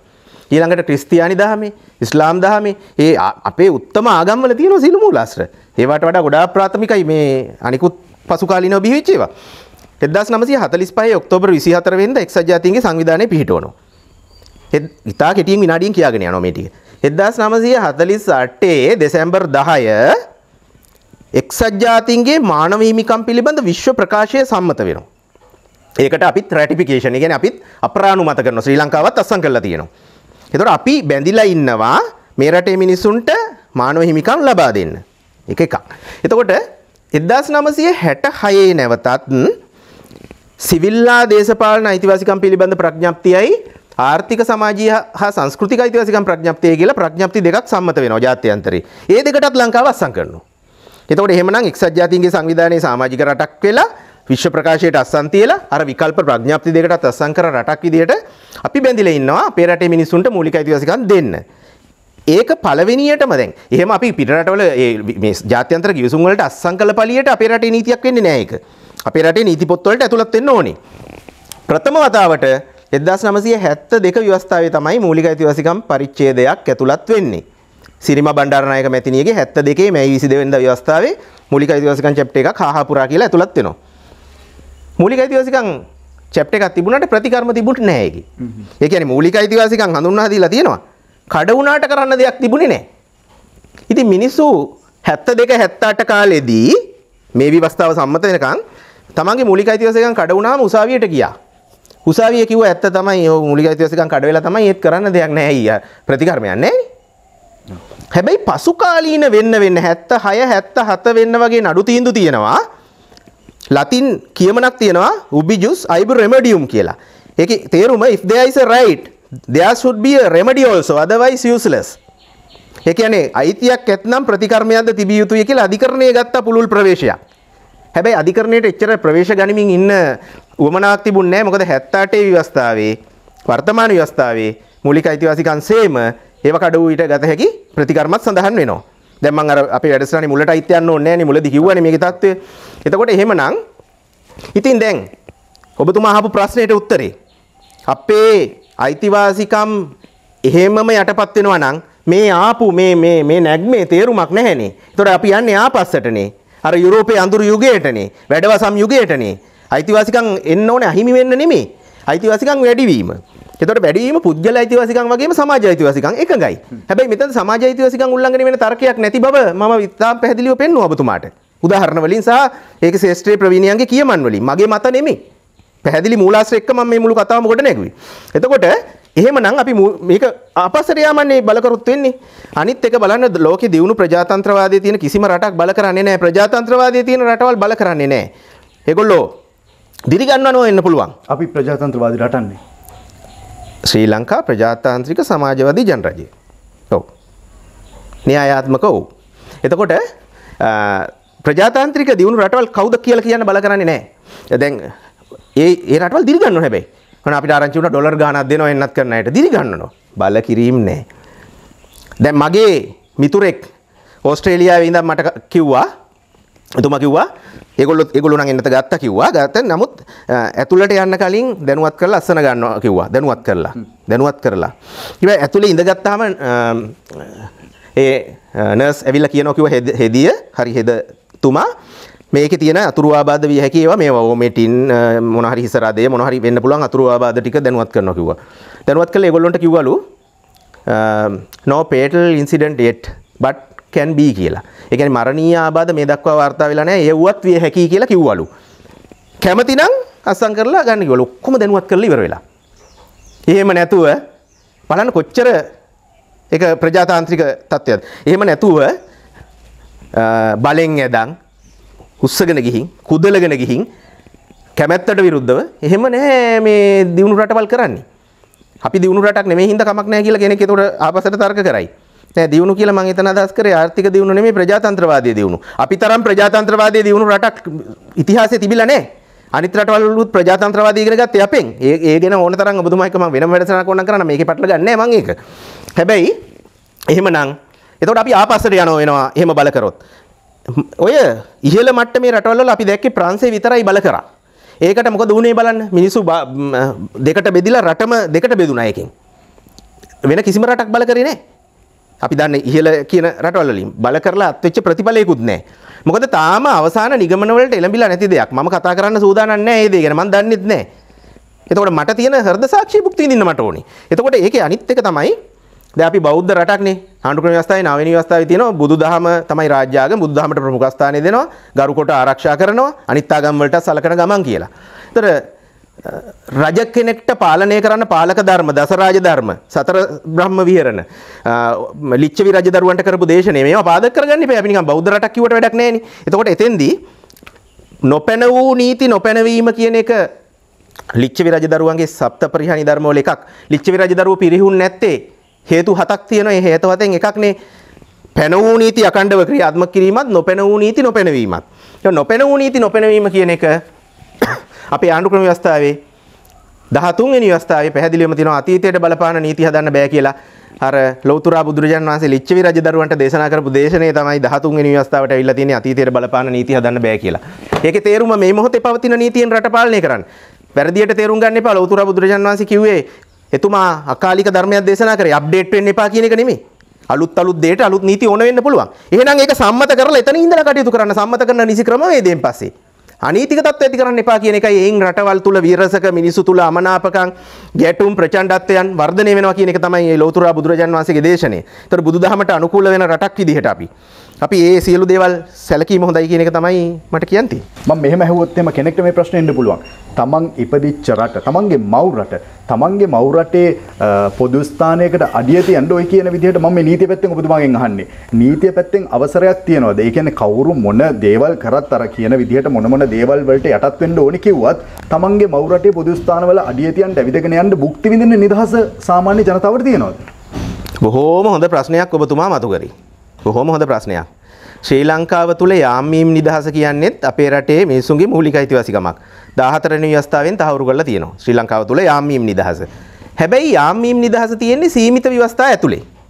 ඒ කියන්නේ 15 වෙනි ව්‍යවස්ථාවෙන් සීමා කරලා තියෙනවා. දැන් මට ඕන තැනකට යන්න එන්න පුළුවන් කියලා රටේ ආරක්ෂාවට තර්ජනයක් වෙන්න යන්න එන්න බෑ. පැහැදිලිනේ? යාම්මීම් නිදහස සීමා කරන්න පුළුවන්. එතකොට ඔබ හයි එහෙනම් වැක්සින් කාඩ් එක මත යාම්මීම් නිදහස සීමා කරන්න බැරිද කියලා. පුළුවන්. පුළුවන්. එම වැක්සින් එක නොගැසීම තුළ සමාජ ව්‍යසනයක් සිදුවන්නේ නම් ඒ කියන්නේ සීමා කරන්න යම්කිසි හේතුවක් තියෙන්න බෑ. අර සීමා කළ යුතු හේතු වලට වැටෙනවා නම් මම වැක්සින් එකක් නොගහ පොදු ස්ථානයකට යාමෙන් රාජ්‍ය ආරක්ෂාවට තර්ජනයක් වෙනවා නම් මහජන සෞඛ්‍ය පිරිහිනවා නම් සදාචාරය පිරිහිනවා නම් පුළුවන්. දැන් මම පැහැදිලිව උදාහරණ වලින් තහවුරු කරා වෛරස් පිළිබඳ විශේෂඥ මහාචාර්යතුමාලා කියනවා වැක්සින් එක ගත්තත් නැතත් මේ රෝගේ ස්ප්‍රෙඩ් වෙනවා. ඒකේ වෙනසක් නැහැ කියලා. එතකොට කොහොමද වැක්සින් එක නොගත්ත කෙනා තෝරගෙන අර සීමා වලට ලඝු කරන්නේ? සීමා කරනවා නම් සීමා කිරීමේ පරමාර්ථයට එකඟ වෙන්න ඕනේ කියලා ශ්‍රේෂ්ඨ අධිකරණයේ දුන්න තීන්දුව ගණනාවක් තියෙනවා. ශ්‍රේෂ්ඨ අධිකරණයේ දුන්න තීන්දුව ගණනාවක් තියෙනවා. සීමා කරනවා නම් සීමා කිරීමේ පරමාර්ථයට එකඟ වෙන්න ඕනේ. මම තව දෙයක් ඔබතුමාට කියන්නම්. මගේ විග්‍රහය අවසාන වශයෙන් එකක් මම මෙතෙන්දි ගන්නවා එප්පාවල පොස්පේඩ් නිධිය සම්බන්ධ නඩුව. ඒක සුප්‍රසිද්ධ නඩු තීන්දුවක්. පිටු දහස් ගානක ලොකු නඩු තීන්දුවක්. එප්පාවල පොස්පේඩ් නිධිය ඇමරිකන් සමාගමකට විකුණන්න යන මේ රජය ගත්ත එවකට රජයක් ගත්ත තීන්දුවට එරෙහි නඩු තීන්දුවේදී ඒ ගරු විනිශ්චයකාරතුමාලා පැහැදිලිව කියනවා රජය කියන්නේ ජනතාවගේ අයිතිකාරය නෙමෙයි බාරකරු. අයිතිකරු නෙමෙයි බාරකරු. දැන් මම මේ පොතේ අයිතිකරු නම් මම මේ අතුරේ මේ වාහනයක් කියමු මේ මගේ වාහනේ අතුරේ මං වාහනේ අයිතිකරුනේ. මට පුළුවන් ඒක පාවිච්චි කරන්න, විකුණන්න, උගස් තියන්න, කේන්ති ගියොත් පොල්ලකින් ගහලා කුඩු කරලා දාන්න. අයිතිකාරයට ඒ ඕන එකක් කරන්න පුළුවන්. හැබැයි බාරකරුට කරන්න බෑ. බාරකරු කියන්නේ මතු පරම්පරාව වෙනුවෙන් සංරක්ෂණය කරන වගකීමක් හිමි වෙච්ච කෙනෙක්. දේවානම්පියතිස්ස රජුරෝ චුල්ලහත්තිපදෝපම සූත්‍රයේ දේවානම්පියතිස්ස රජුරවන්ට චුල්ලහත්තිපදෝපම සූත්‍රය දේශනා කරන්න පෙර මිහිඳු හාමුදුරුවෝ දේවානම්පියතිස්ස රජුරවන්ට දුන්න උපදේශය මේ මුවෝ මර ඇවිදින්න එපා රජතුමනි ඔබ මේ සත්තු විනාශ කරන්න බෑ ඔබ මේ සත්තුන්ගේ සංරක්ෂකයා කියලා මිහිඳු හාමුදුරුවෝ දුන්න පණිවිඩය ඒ නඩු තීන්දුවේ තියෙනවා. සියටල් කියන රතු ඉන්දිය නායකයාගේ ප්‍රකාශ අරන් ඔප්පු කරලා තියෙනවා. ඉතින් රජය කියන්නේ අයිතිකාරයා නෙමෙයි බාරකාරයා. මිනිස්සුන්ගේ සියලු සම්පත්වල අයිතිකාරයා නෙමෙයි බාරකාරයා. බාරකාරයා කිව්ව ගමන් සුවිශේෂී වගකීමක් පැවරෙනවා. රජයට කියන්නේ ආණ්ඩුව සන්නද්ධ හමුදාව සිවිල් ජනතාව මේ ඔක්කොටම රාජ්‍යසේ ඔක්කොටම වගකීම් පැවරෙනවා. ආණ්ඩුව මෙහෙවන සුක්කානම තියෙන්නේ රජය මෙහෙවන සුක්කානම තියෙන්නේ ආණ්ඩුවටනේ. ඒතර ආණ්ඩුවට සුවිශේෂී වගකීමක් පැවරෙනවා. බාරකරු ලෙස කටයුතු කරන්න. අයිතිකරු ලෙස නෙවෙයි. බාරකාරයා කියන්නේ පුදුමාකාර වගකීමක් තියෙන කෙනෙක්. අනාගතේ මොකක් වෙයිද මේක මෙහෙම කරොත් මම හොඳම උදාහරණයක් කියනවා. මම අවස්ථා 20 ගාණක් නෝට් කරලා තියෙනවා දැන් අද වෙනකොට මේ එන්නත ගැන අහනකොට ගරු වෛද්‍යතුමන්ලා සෞඛ්‍ය ශාස්ත්‍රීය බලධාරීන් හැම විටම කියන්නේ දැනට එහෙම මුකුත් අතුරු ආබාධ වාර්තා වෙලා නැහැ. දැනට නෑ කියන එක. දැනට තාම උපසර්ග විශේෂණ කෘදාන්ත තද්දිත භාවිතා කරලා තමයි කියන්නේ. දැන් මම කියන්නේ දැනට නෑ කියන්නේ වගකීම ඉවත් කිරීමේ වගන්තියක්. පසුව විය හැකිනේ. එතකොට පසුව වුණොත් මොකද කරන්නේ? දැනට නෑ කියන්නේම කෙනෙක් පසුව විය හැකි කියන්න බලාගෙන කියලා මම කියන එක මගේ මතය. එතකොට මේ රටේ ඕන තරම් උදාහරණ තියෙනවා. මට උදාහරණ ගනිද්දි මාව සීමිත වෙනවා. නමුත් මම එක උදාහරණයක් ගන්නම්. පාස්කු ප්‍රහාරය.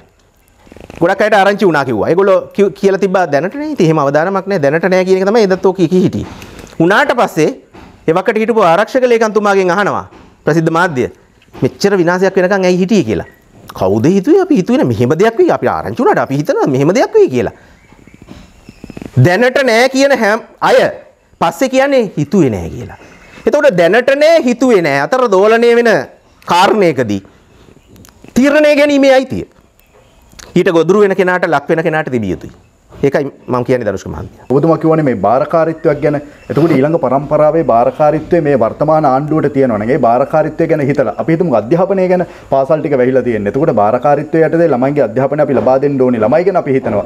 ලෝකයේ දැන්ට තියෙන පිළිගත්ම එකම විසඳුම මේ වසංගතයට එන්නත් කරන්නේ. ඒ හරහා එක තැනක තීරණයකට ආවොත් අපි සියලුම පාසල් ශිෂ්‍යයන්ට එහෙම නැත්නම් මේ 30න් උඩ හරි මේ අධ්‍යාපනය ලබන අධ්‍යාපන ශේෂ්ත්‍රවල ඉන්න ළමයින්ටත් අපි එන්නත් අනිවාර්ය කරනවා. මොකද අපි බාරකාරීත්වය අපිට මේ අධ්‍යාපනය ලබා දෙන්න ඕනේ. අපි අනාගතය ගැන බලන්න ඕනේ. මේ වගේ තැනකට ආවොත් ඔබතුමාගේ තර්ක වලට මොකද වෙන්නේ? මොකද කියන්නේ? ඒක බාරකාරීත්වයේ සංකල්පේ වැරදියට අර්ථකථන යන්නේ ඒක. බාරකාරීත්ව කියන සංකල්පෙදී තීරණ ගන්න නම් හේතු යුක්තියක් තියෙන්න ඕනේ.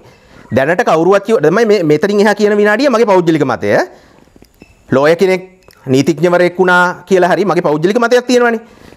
මම විශ්වාස කරනවා චීනය සහ ඇමරිකාව ප්‍රමුඛ කණ්ඩායම් දෙකක් ලොකු නොනවතින බල අර්ගලයක ඉන්නවා කියලා. එතකොට තුන්වෙනි ලෝක යුද්ධයක් කරන්න පුළුවන් වෛරස් එකකින් වුණත්. ආයුධ නැතුව සීතල යුද්ධ වෙන්නත් පුළුවන්. මේ බල අර්ගලේ මේක මගේ පෞද්ගලික මතය.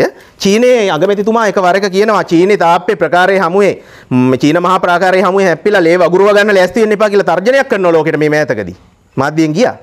ඔය ඇසේ ඇමරිකාවේ අපිට මතකයි කලින් හිටපු මේ අවසාන ජනාධිපතිතුමා කිව්වා චීනයට වන්දි ගෙවන්න වෙයි මේ කරපු දේවල් වලට කියලා. තුන්වෙනි ලෝක යුද්ධය එන්න පුළුවන් ආයුධ මුකුත් නැතුව දනුෂ්ක මහත්මයා. වෛරසයක් විදියට එන්න පුළුවන්.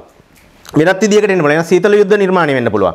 ඒතකොට මේ ලෝකේ අපි දැනට කුඩා රටක්ව ඉඳිමින් මේ බලවතුන්ගේ බල අර්ගලයේ මැද අපිව කොයි විදියට හසුරවන්න හදනවද කියන එක ගැන ලොකු ප්‍රශ්නාර්ථයක් මං වගේ හිතන අයගේ හෘද සාක්ෂිය ඉස්සරහා මෑවෙනවා.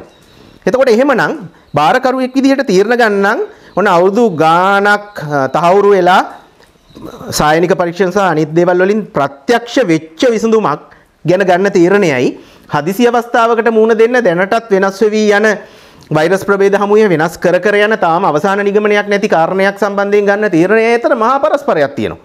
එතකොට මේක මුකුත් නෙමෙයි මේ දනුෂ්ක මහත්මයා මම නැවතත් කියනවා දැන් හොඳ ප්‍රවේශයක් තියෙනවා. අපි මේවා හැපි ඉඳලා වැඩක් නැහැ මේ තර්ක විතර්කවල. වර්තමාන ගරු සෞඛ්‍ය අමාත්‍යතුමා හොඳ ප්‍රවේශයක් දුන්නනේ මම ඒක නැවත දෙවෙනි වතාවටත් මතක් කරනවා. මේ 23 වෙනිදා අගෝස්තු 23 හිරු ටීවී සලකුණු වැඩසටහනේ පැය පසුවී 34 වෙනි සහ 35 වෙනි මිනිත්තුව බලන්න හැම කෙනාම රටට ආදරයයි. මේ රට ගැන අව탁සේරු කරන්න එපා මේ රටේ දක්ෂයෝ ඉන්නවා කියලා එතුමා ඉතා අභීතව කිව්වා. ඒක හරි වැදගත් මේ වාක්‍යයක් හරි වැදගත් ප්‍රකාශයක්. සෞඛ්‍ය ශාස්ත්‍රීය ප්‍රධාන බලධාරිය විදිහට දුන්නු මේ වාක්‍යය. ඒතර අපි මෙතනට එකතු වෙන්න ඕනේ. දැන් කල යුත්තේ තනි උත්සාහයන් වල යෙදිලා තනි ගමන් වල යෙදෙන එක නෙමෙයි මේ රටේ හැමෝම දේශීය හෙළ වෛද්‍යවරුනි ආයුර්වේද වෛද්‍යවරුනි ඔබ සියලු දෙනා එකතු වෙන්න ඕන. බටහිර වෛද්‍යතුමන්ලා අපි ඔක්කොම එකතු වෙලා මේ සෞඛ්‍ය අංශ එකතු වෙලා ආරක්ෂක අංශ එකතු වෙලා සිවිල් ජනතාව එකතු වෙලා පොඩ්ඩක්වත් වැරදියට තේරුම් ගන්න එපා. සෞඛ්‍ය මාර්ගෝපදේශ අපි හරියටම පිළිපදින්න ඕනේ. අත්සේදීම එතකොට දුරස්ථභාවයේ ප්‍රෞද්‍ය ස්ථාන වලට යනකොට මේ මුවාවරණ පැළඳීම ඇතුළු සියලු සෞඛ්‍ය පුරුදු කාටවත් වල්බూరు නිදහසක් හිමි වෙන්නේ නැහැ. ඒවා අනිවාර්යෙන් පිළිපදිය යුතුයි. කතා දෙකක් නැහැනේ. මේ රටේ පුරවැසි වගකීමක්. ඒක ගැන නෙමෙයි අපි කතා කරන්නේ. ලොකු බාරකාරත්ව සංකල්පයකින් වැඩ කරනකොට අපිට ගොඩාක් දුර හිතන්න වෙනවා කියන එකයි මගේ විශ්වාසය. එතකොට හෙළවෙදකමින් ඉඟුරු කොත්තමල්ලියකින් හොඳ කරගන්න පුළුවන් ලෙඩ තියෙනවා. මේ හෙළවෙදකමට වඩා වටහිර විද්‍යාව ඉස්සරහට ගිය ශ්‍රේෂ්ඨක් තියෙනවා. ඉතින් මේවයි තුලනයක්නේ අපි ඇති කරගන්න ඕනේ. අපි කතා කරන්නේ බොහොම ධනාත්මකව හැමදේම මේ විසඳගමු. දැන් අපි ඔක්කොම එකතු වෙමු. මේ වෙලේ එක සන්දානයකට එකතු වෙලා ගරු අමාත්‍යතුමාවත් මුණ ගැහිලා හෙළ වෛද්‍යවරු, දේශීය වෛද්‍යවරු, බටහිර වෛද්‍යවරු, මේ ආරක්ෂක අංශ, මේ සිවිල් සංවිධාන ඔක්කොම එකතු වෙලා මේ රට මේ ව්‍යසනයෙන් මුදවගමු. අපිට මුදව ගන්න පුළුවන්. අපි ඔරොත්තු දෙන જાතියක්. කුවේණි ගෙලේ ඇඟේ දුවන જાතියක්. මේ පොළොවේ ඉපදිච්ච භූමි පුත්‍රයෝ මේක ඔරොත්තු දෙනවා. සිංහල වුණත්, දෙමළ වුණත්, මුස්ලිම් වුණත්. ඒක තමයි මගේ අවසාන කියමන මේක ගැන. මම හිතන්නේ දීර්ඝ ඔබතුමා පැහැදිලි කරා මේ සියලු දේවල් පැහැදිලි කරා අවසාන වශයෙන් රටේ ජනතාවට මේ වෙලාවේ රටට වග කිය යුතු නීතියට වග කිය යුතු නීතිය රකින්න පුද්ගලයෙක් හැටියට ඔබතුමාට මොන වගේ දෙයක්ද කියන්න තියෙන්නේ? ඔව්. අවමානයයි අධිමානයයි දෙකම හොඳ නෑනේ. හීනමානය ඒවා හොඳ නෑනේ. නියම තමන් මානය කියන එක කොහොමත් හොඳ නෑ. මාන්නේ නැති කරන්න ඕන බෞද්ධයෝ විදියට පරමාර්ථ සත්‍ය අවබෝධ කරගනිත්. දැන් පරමාර්ථ සත්‍ය නෙමෙයි සම්මුතියනේ අපි ජීවත් වෙන්න ඕනේ. පරමාර්ථයට යනකම් මාන්නේ නෙමෙයි තියෙන්න ඕන. අපිට තියෙන්න ඕන ජාතික අභිමානය, ජාතිය ගැන තියෙන අනන්‍යතාවය. මේක නැත්තටම නැති කරපු ජාතියක් නේ අපි. දැන් බලන්නකෝ. හත් දෙක එකතු කරලා අයිබෝන් සුබු දේශනක් කියන්න බැරි නම් අපිට. එතකොට අපිට මේ දේශීය දේ ගැන විශ්වාසයක් නැත්තම්, අපේ මහ පොළොව ගැන විශ්වාසයක් නැත්තම්, මේ මහ පොළොව අපිව රකින්නවා, මේ මහ පොළොවෙන් පැලවෙන චූටි පැලෑටිය පවා අපිට දිව්‍යමය ආහාරයක් ඖෂධයක් කියන විශ්වාසය නැත්තම්, නිහීන හීන දීන පරාදීන જાතියක් නම් හරි 1505 පෘතුගීසින් ආවා, 1656 ලන්දේසින් ආවා, මුහුදුබඩ ප්‍රදේශ සම්පූර්ණයෙන් ආක්‍රමණය කරා, 1796 ඉංග්‍රීසින් ආවා, 1815 මාර්තු 2 වෙනිදා උඩරට කිවිසුමෙන් සම්පූර්ණ අපිව දීන භාවයට පත් කරා. 48 පෙබරවාරි 4 වෙනිදා නිදහස ලැබුවත් අපි තාම දීන වහල් જાතියක්. තාම අපි නිදහස කියලා සමරන්නේ ලැජ්ජ නැතුව 48 පෙබරවාරි 4නේ. 48 පෙබරවාරි 4 අපි ඇත්ත නිදහසක් ලැබුවේ නැහැ. ඒක ගැන මම ඉදිරි වැඩසටහනක අපි නීතිය ගැන කතා කරමු. ව්‍යවස්ථාදායක විධායක අධිකරණයේ කිසිම නිදහසක් තිබ්බේ නැහැ 48 පෙබරවාරි 4 වෙනිදා නිදහසේ. අපි ඇත්තටම සමරන්න ඕනේ જાතියක් ගැන කැක්කුමක් තියෙන මිනිස්සු නම් 72 මේ 22 ජනරජයක් වූ දිනේ. ඒක ගැන මම මෙතන පටල ගන්න යන්නේ නැහැ. ඔබතුමා අහන අවසාන පණිවිඩේ මම කියන්නේ මේ රටේ දේ අපිට අගේ නම් මේ මාතෘ භූමිය විසින් මේ මව් පොළොව විසින් අපිව සුරකිනවා. ඒකේ කතා දෙකක් නැහැ. අපිට තියෙන්නේ බටහිර ගැති චින්තනයක් නම් වෙනත් ගැති චින්තනයක් නම් මේ ව්‍යසනයෙන් නෙමෙයි මතුවට එන කිසිම ව්‍යසනයකින් ගොඩ එන්න බෑ. මේ කිසිම දෙයකට විවේචනයක් නොවේ. ඕනම කෙනෙක්ට ඕනම අදහසක් දරන්න අයිතිය තියෙනවා. නමුත් ඒක ගැන නෙමෙයි මං කියන්නේ.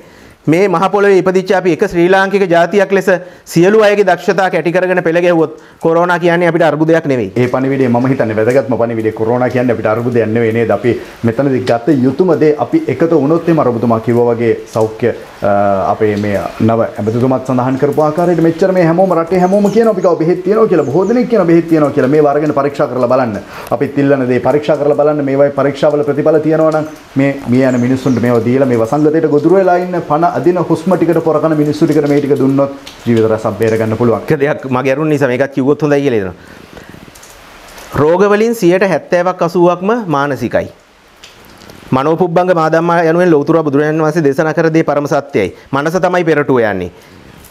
වෛරස් ඕන තරම් අපි මේ ගෙවන ජීවිතේ අපේ ඇඟට එනවා. ඒක ඇඟ තුල කොච්චර ෆයිට් කරලා වෛරසය දිනනවද අපේ ප්‍රතිශක්තිය දිනනවද කියන එක මත තමයි අපේ ජීවිතයේ ගොඩක් දේවල් වලින් රඳා පවතින්නේ. බෝ නොවන රෝග ගැන නෙමෙයි, බෝවන රෝග ගැන කියන්නේ. එතකොට එහෙමනම් බය විසින් මිනිසුන්ගේ ප්‍රතිශක්තිය මරලම දානවා. ඒක මම අද්දුටු ප්‍රත්‍යක්ෂ දෙයක්. බය වෙන්න හොඳ නෑ පළවෙනිම දේ. බය බිරාන්ත වුණොත් කොරෝනා හැදුනොත් අපි මැරෙයි වගේ බය බිරාන්ත වුණොත් බය විසින් Tamanට නිකන් එම්බිරිසාවක් හැදුනත් කොරෝනා වෛරසුත් යම් ප්‍රමාණයක් අපි කාගෙත් ඇඟේ ඇතිනේ අඩු වැඩි වශයෙන් මේ தත්ත්වය තුල කාගෙත් නැති වෙන්න විදියක් නැහැනේ. මේක වර්ධනය වෙලා එක්ක කොරෝනා හැදෙයි, එක්ක හෙම්බිරිස්සාවම උග්‍ර වෙලා නියුමෝනියාවට හැරෙයි. බය නෙමෙයි ඕනේ අවබෝධය. බයෙන් නෙමෙයි මේ සෞඛ්‍ය ආරක්ෂිත පිළිවෙත් අනුගමනය කරගෙන ආත්ම විශ්වාසයෙන් නෑ මම නිරෝගී, මම ප්‍රතිශක්තිය හදා ගන්නවා. සුදු ලුණු ටික රතු ලුණු ටික අපිට ප්‍රතිශක්තිය දෙනවා. ඉඟුරු කොත්තමල්ලි එක අපිට ප්‍රතිශක්තිය දෙනවා. අපේ පැවැත්ම අපිට ප්‍රතිශක්තිය දෙනවා කියන විශ්වාසයෙන් කටයුතු කරොත් මිනිස්සු තුල මම කියනවා මේ රෝගින්ගෙන් භාගයක් අඩු වෙයි. බය විසින් රෝගීන් රසක් බිහි කරනවා කියන එක මම දරන මනෝවිද්‍යාත්මක මම ඉගෙන ගත්ත ප්‍රමාණයට තියෙන මතවාදයත් එක්ක මම විශ්වාසයෙන් කියනවා. බය වෙන්න නෙමෙයි ඕන, අවබෝධයෙන් ජීවත් වෙන්නයි ඕනේ. අවබෝධයෙන් එකතු වෙමු කියන පණිවිඩය අර පණිවිඩයටම එකතු කරනවා. මම හිතන්නේ වැදගත් කරුණු කාරණා රාශියක් ඔබට අරන් එන්න පුළුවන් වුණා. ඒත් එක්කම ඉදිරියේදීත් අපි ඔබට පුංචි පොරොන්දුවක් දෙනවා, බලාපොරොත්තුවක් දෙනවා අපේ නීතිඥතුමත් එක්ක මේ ශ්‍රේෂ්ඨයට අදාළව තවත් ශ්‍රේෂ්ඨ වලට අදාළ එතුමාගේ දැනුම ඔබට ලබා දෙන පොරොන්දුවෙන් එතුමත් එක්ක තවත් වැඩසටහන් අරන් එන පොරොන්දුවෙන් අදට අපි සමුගන්නවා. බෙහෙවින් ස්තුතිවන්ත වෙනවා ඔබතුමාට. ධනුෂ් ලොක්ස් බලන අපේ නාලිකාව බලන බොහෝ දෙනාට තිබ්බ ගැටලු රසකට මම හිතනවා ඔබතුමා පිළිතුරු ලබා දුන්නා. මොකද මේ හැමෝම නීතිය ගැන දන්නේ නැහැ. හැමෝම නීතිය ගැන උගත් අය නෙවෙයි. ඒකට නීතිය ගැන කතා කරන්න ඕනේ, නීතිය ගැන දන්න කෙනෙක් එක්ක. ඒ හින්දා තමයි අපි මේ වැඩසටහන අරගෙන ආවේ. තවත් මේ වගේ වැදගත් වැඩසටහනකින් හමු වෙන බලාපොරොත්තුෙන් දැනට අපි සමුගන්නවා. අයිබෝන් ඔබතුමාට. අයිබෝන් තෙරුවන් සරණයි.